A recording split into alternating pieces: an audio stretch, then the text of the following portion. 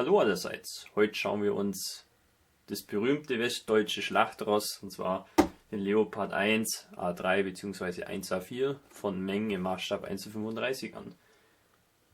Finde ich gut, dass es da einen Bausatz auf dem Stand der aktuellen Technik gibt. Der etwas angegraute Bausatz von Italeri, ja, hat jetzt mal eine Ablösung verdient nach all den Jahrzehnten. Und ja, Leopard 1 geht immer, finde ich, wurde bei vielen Nationen eingesetzt. Und ja, ich glaube auch Takom bietet einen an, den kanadischen zum Beispiel. Also das ist ein Thema, das denke ich jetzt wieder interessanter wird, weil ich denke, der ein oder andere Modellbauer langsam das Gefühl hat, dass der Zweite Weltkrieg und die Wehrmacht etwas ausgelutscht sind. Gut, geht mir jetzt nicht so, aber klar, man will ja ab und zu mal Abwechslung haben. Ist auf jeden Fall eine richtig schwere, große Schachtel. Bei Meng bin ich eigentlich immer ein bisschen vorsichtig. Die haben ein bisschen den Ruf, dass sie zu kompliziert sind. Ob das jetzt hier der Fall ist, schauen wir uns mal im Detail an. Wenn man dann die Schachtel öffnet, findet man ja, die prall gefüllte Box vor. Die Teile sind meistens einzeln eingepackt. Das heißt also, mit Beschädigungen auf dem Transport ist nicht zu rechnen. Kommen wir nun zum Bauplan. Das ist hier so ein schönes Büchlein, was auf der Werkbank auch nicht viel Platz verbraucht. Muss man nicht so wie bei Dragon so riesen Pläne da ausklappen.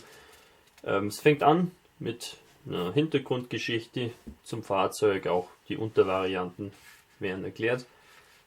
Erstmal auf Chinesisch, dann auf Englisch, auf Japanisch nehme ich an, Russisch und das war's. Dann geht's los hier mit ganzen Sicherheitshinweisen, auch was für Werkzeuge hilfreich wären. Kennen wir alles, brauchen wir uns nicht weiter drum kümmern. Dann auch noch eine Anleitung, wie man mit den Abziehbildern verfährt, kennt man auch.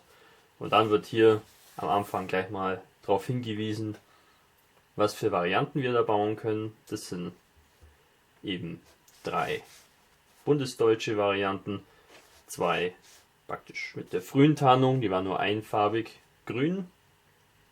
Die dritte hat eine dreifarbige Tarnung, diese NATO-Tarnung. Und die 4. Variante ist ein griechisches Fahrzeug. Da ist die Tarnbemalung natürlich dann wieder ganz anders. Dann geht der Zusammenbau hier los. Das ist ganz normal, wie man das so kennt. Mit dem Fahrwerk, Unterwanne. Wie man sieht, diese ganzen Dämpfer und so muss man einbauen, aber das ist nicht so aufwendig. Die Drehstabfederung scheint dann auch zu funktionieren. Das heißt also, man kann das Modell, wenn man ein Diorama baut, auch da schön reinstellen, dass sich das Fahrwerk im Untergrund anpasst. Das ist immer eine schöne Option. Das kennt man ja schon von den Dragon-Bausätzen, von den Wehrmachtspanzern, Tiger, Panther und so weiter. Finde ich gut. Das ist auch dasselbe System, wie man das kennt. Es wird hier nur hinten eingeklebt und vorne kann sich das dann verbiegen und bewegen. Dann die ganzen Laufrollen, Antriebsräder, hier auch immer mit diesen Kappen, dass man sie gut draufstecken kann. Ist auch ganz nett. Dann geht es mit der Oberwanne los. Da müssen ein paar Fotoätzteile verbaut werden für diese ganzen Lüftegitter. Ist natürlich auch schön detailliert dann, keine Frage. Dann die Heckplatte. Das sind auch ein paar Sachen hier, zum Beispiel die Rohrstütze, Ersatzkettenglieder. Ja, und dann ist eigentlich schon die Oberwanne beieinander. Kommen noch ein paar kleinere Anbauteile dran, jetzt Werkzeuge, Visiere und so weiter. Aber ich finde eigentlich, das ist recht übersichtlich und auch nicht wirklich schwer. Ist nicht so viel dabei eigentlich. Finde ich ganz angenehm. Ja, hier kommt dann noch Abschleppseil ran. 2 Stück an der Zahl. Dann geht es schon an den Turm. Abschritt 13. Da muss man hier mal drauf achten, hier diese Buchstaben, das ist das, was eben vorne schon angesprochen wurde. Die ganzen Varianten, dass man sich da nicht verfranst und da irgendwelche Mischlinge baut, die es eben nicht gab. Zum Beispiel hier dieser Suchscheinwerfer, der ist eben nur für A, B und C gültig. Bei der griechischen Variante ist der zum Beispiel nicht drauf. Das ist zum Beispiel ziemlich böse, finde ich. Und zwar das Geschützrohr liegt zweiteilig bei, aus 2 Hälften. Und wegen diesem Schutzüberzug ist es, glaube ich, ziemlich schwierig zu versäubern, ohne dass man da oben irgendeine Kante oder Ritze sieht. Finde ich ein bisschen unangenehm. Deswegen habe ich mir gleich Abhilfe besorgt, und zwar von Voyager. Hier ein Metallrohr. Das ist natürlich auch recht aufwendig, wie man sieht. Ziemlich viele Teile dran, aber das ist es mir wert. Ja, dann kommt der Turm eigentlich schon zusammen hier. Noch ein paar kleine Teile ran.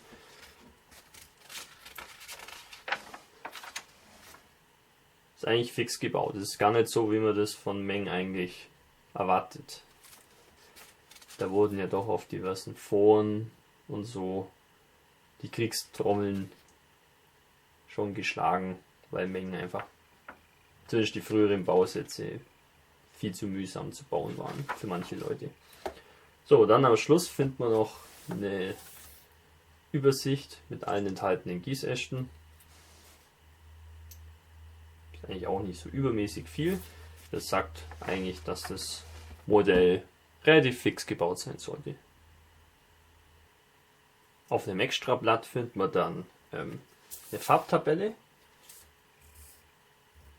Die bezieht sich auf Vallejo-Farben ausschließlich, sind aber dann auch noch in verschiedenen Sprachen die Farbtöne an sich angegeben. Kann man also auch andere Hersteller sich die richtigen Farben da irgendwie zusammensuchen. Sollte eigentlich kein Problem sein.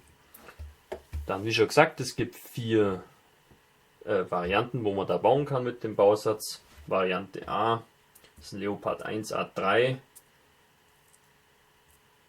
304.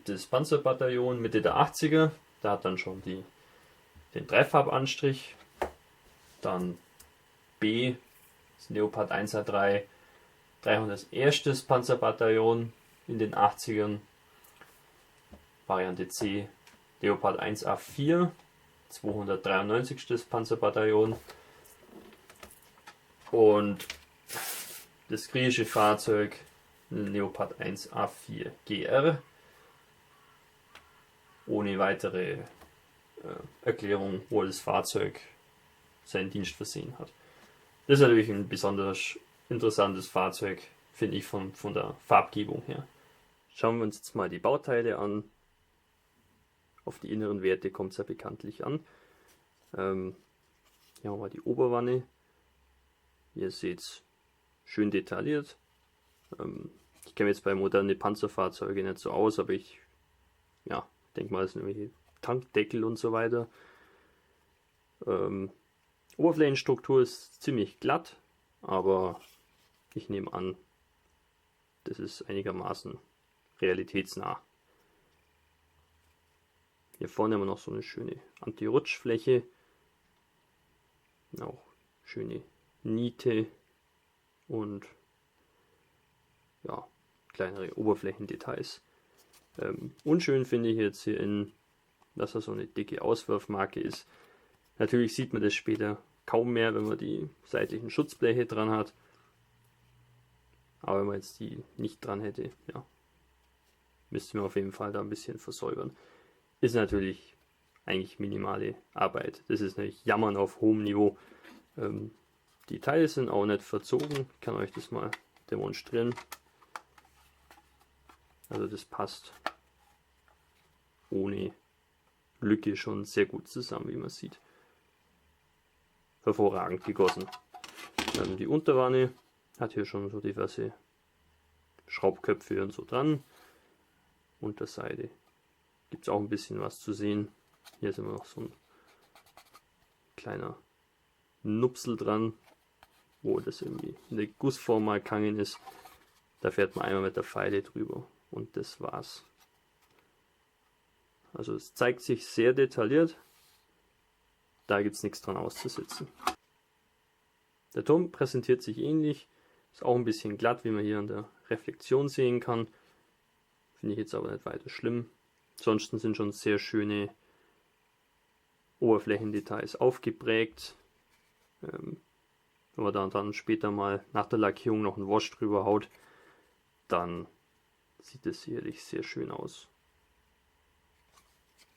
Innen findet man keine Details, aber der Bausatz kommt auch nicht mit Inneneinrichtung. Hier haben wir noch Teile, die zum Turm gehören, zum Beispiel hier das Turmunterteil, Rückwand, Kanonenblende, nur ein paar Sachen zu nennen. Das hier ist zum Beispiel auch diese Stoffabdeckung, die hinter die Kanonenblende gehört. Ist auch recht schön detailliert, schöner Faltenwurf. Finde ich sehr hübsch. Und natürlich der Guss makellos. Da gibt es keinerlei Probleme, die ich irgendwie jetzt so auf die Schnelle erkennen kann. An dem Gussast sind auch diverse Komponenten für die Unterwanne und Oberwanne dran.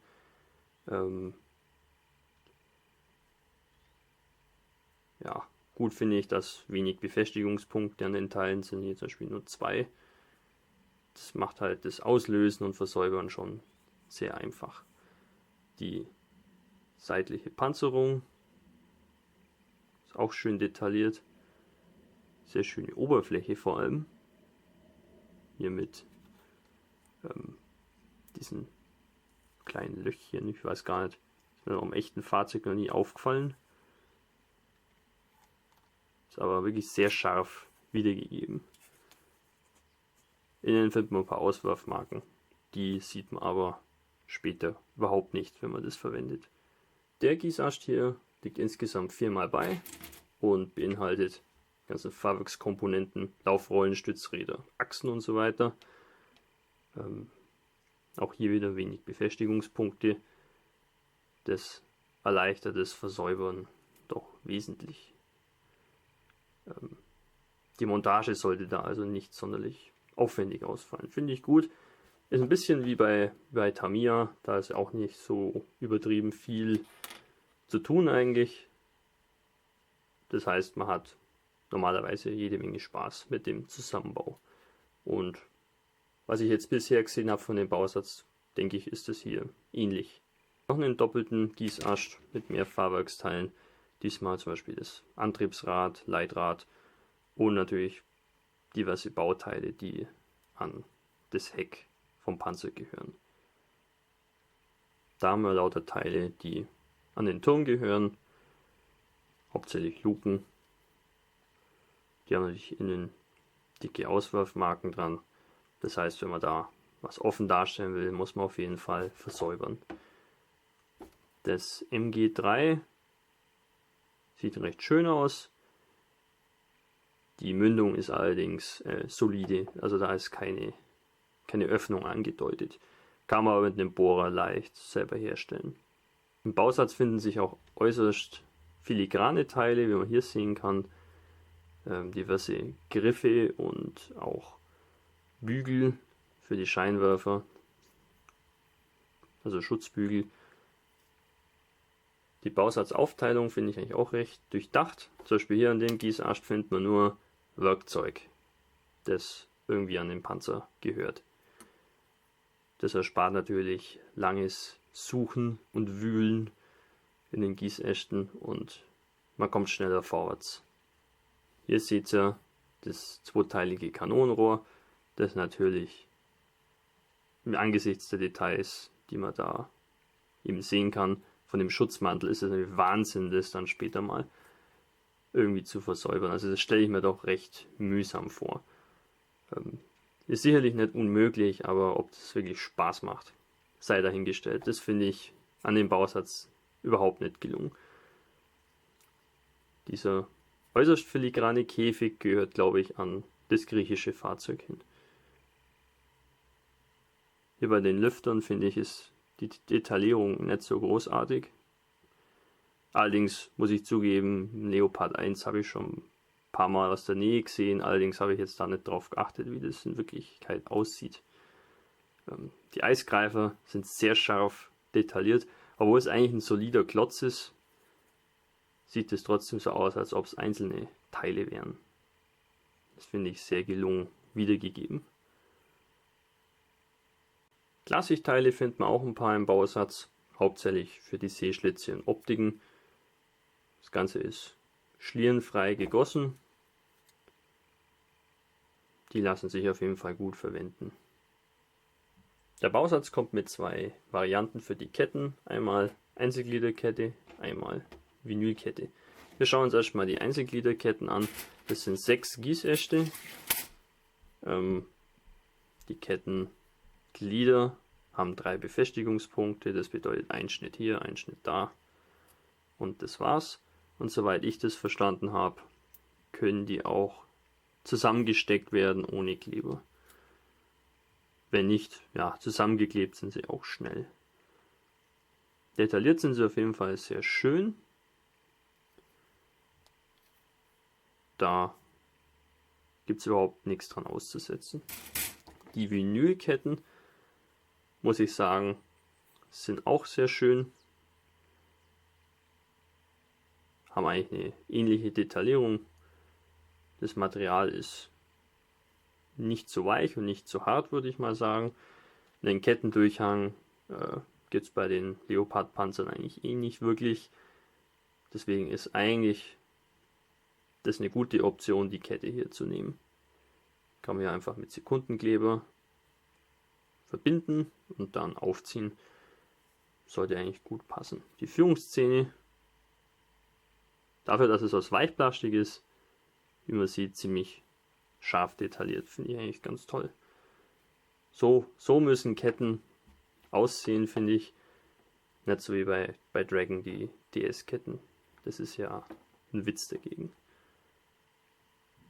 Solche Kappen sind auch im Bausatz vorhanden. Die kommen in die Laufrollen rein und dadurch ist es da möglich, die aufzustecken und wieder abzunehmen.